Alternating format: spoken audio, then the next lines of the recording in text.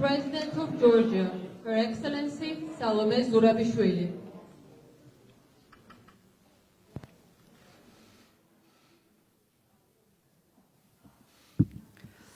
Excellencies, is it working? Yes. I want first of all to thank you all for being present for this end of the year reception. Sometimes it's beginning of the year, but this year I think that we had a quite difficult year, all of us, in Georgia, but not only in Georgia, all over the world. It was complicated, to say the least, year. And so I thought that at the end of the year, we all needed some relaxation. So I'm very thankful to you all to be present here tonight. Some have already left for this holiday season, and I wish them, as well as to you all, a very happy end of the year and a very happy New Year 2022 and holiday season. Happy Christmas for those that celebrate Christmas.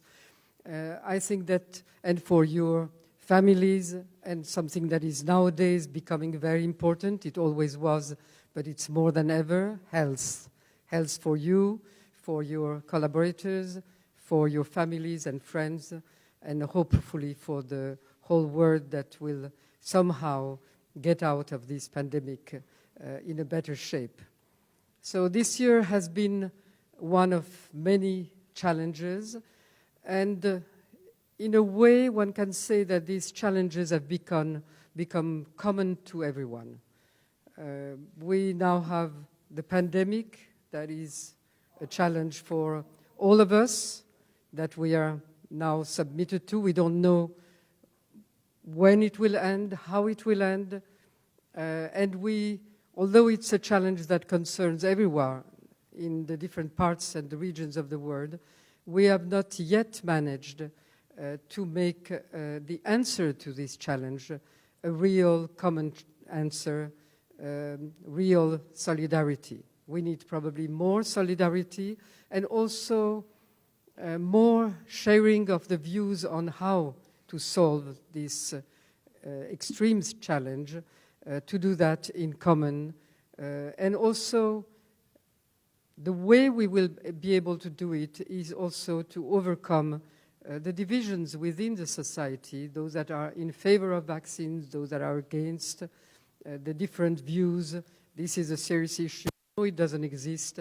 That's a major challenge, and we know that we have that in all our countries. So somehow we have to look for the answer to that.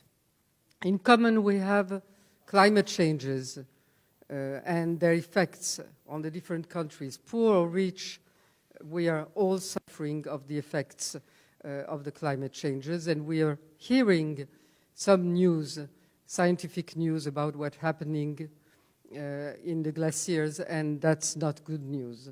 We have seen Glasgow, some results, some steps forward, but no major solution to the climate change, not this big, united, common decision that we're going to do everything that's needed to stop these climate changes. We have seen strategic challenges almost everywhere in the world, and this geopolitical situation in the world is changing. It's changing at a pace that makes it very difficult to follow the developments and to be ready for the next developments. I remember a time when I was much younger, when the strategic balance was such that we could at ease start reflecting on how to react, what were the different counter strategies, and it was, compared to now, at that time we didn't think that way, but compared to now it was much easier. Today we don't know where the next major geopolitical change is going to occur, and we have seen this year the withdrawal from Afghanistan, which for Georgia was very directly. We were part of those that all in and all out together. We have also taken part into the evacuation process, but things are changing as a consequence in many, many different parts of the world. And security and stability is ever more important to all of us. Of course, closer to us, we're seeing the extreme determination of Russia to challenge the old world order, and we're seeing it on the territory of Georgia. We have seen we are the example of things that now are being repeated elsewhere, and we see the extremely disturbing behavior in Ukraine. We see Belarus using migrants, and that's a new instrument to destabilize neighboring countries.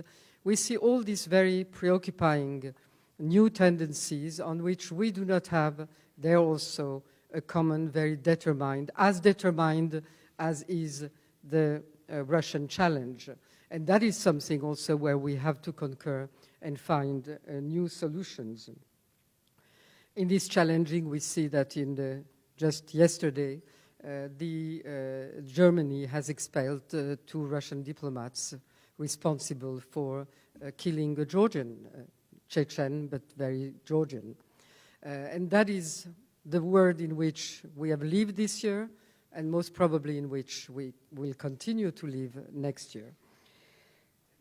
And last but not least, we have known internal extreme challenges, not only in Georgia, and I'll come back to Georgia, where it has been extremely present, the polarization, elections in an extremely polarized context, all of that which is really disturbing the political tissue, where the state interests, in a way, are put aside to individual, communitarian, political interests, and that is a very preoccupying tendency.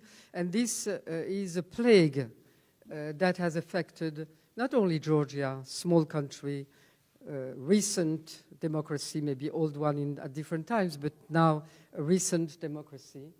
And we have seen big democracies, old democracies, also affected by this polarization. And it looks like it is a tendency that also many countries are going to share.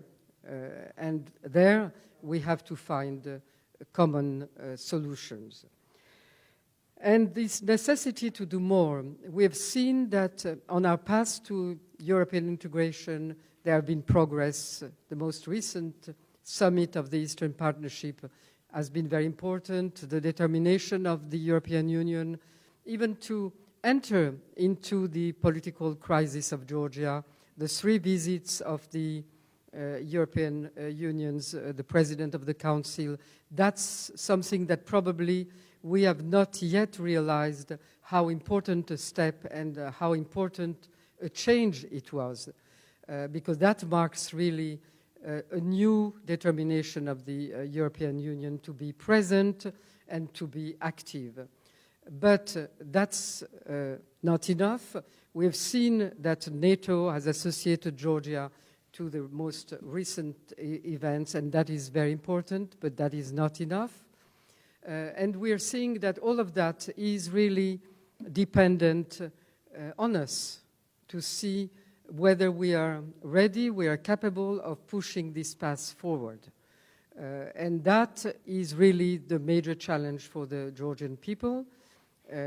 That's where I took the initiative that you have probably heard about at this end of the year, because I want to enter the new year with this new attempt to reunite, attempt to go over some of the major disagreements. Of course, this is and has to remain a pluralistic society.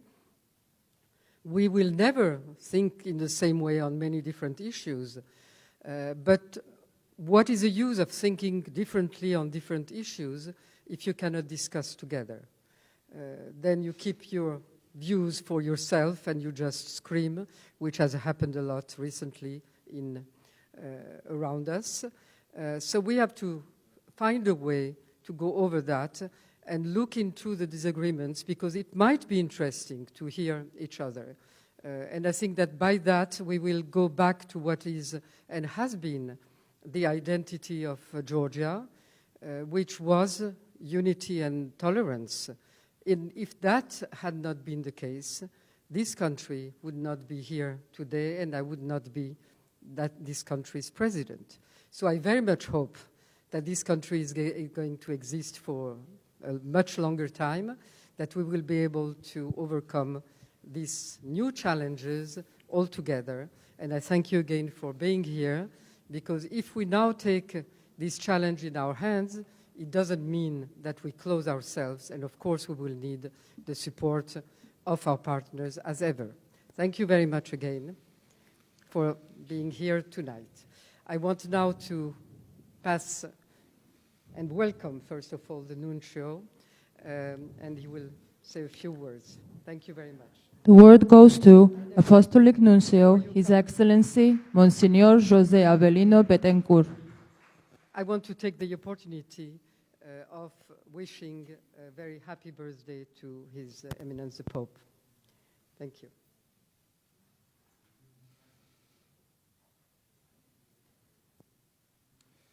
Madam President, Excellency, Mr.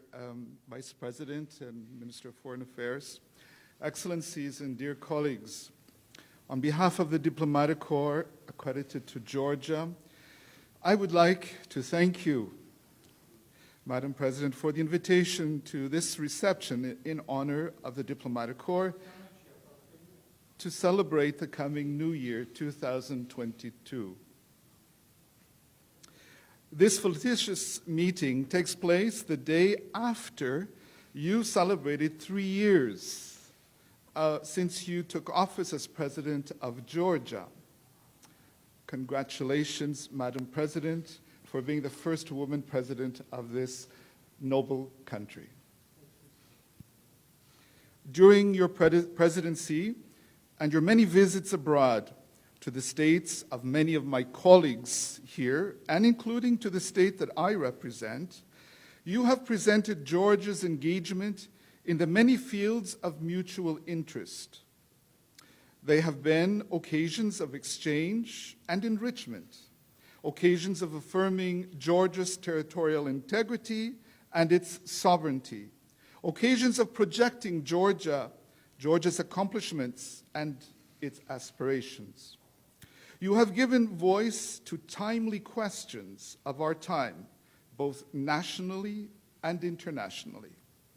This festive season of the year is often a time of reflection and outreach to family and friends, to community and society. 2021 was a year of challenges for all of us, given the prolonged COVID-19 World Health pandemic. There were limitations on the possibilities to meet, yet there were also precious times when it was possible to exchange valuable personal contributions. Madam President, we look to your leadership in continuing the important work that you have outlined today, in which you are personally engaged. On behalf of the Diplomatic Corps gathered here today, I would like to thank you and the government of Georgia for the valuable assistance given to the Diplomatic Corps in so many ways that has helped facilitate our missions here. I myself, to give an example, have benefited of the inoculation against COVID-19 virus, having received the so-called booster shot in Georgia with the greater health security it offers for all of us.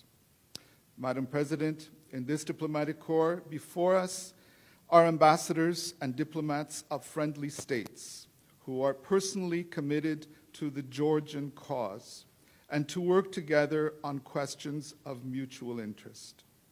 On behalf of the Diplomatic Corps, I wish you, Madam President, and the noble Georgian nation an upcoming new year of health, of peace, of prosperity, and of the union that you talked to us about just a few moments ago. Didi Madloba.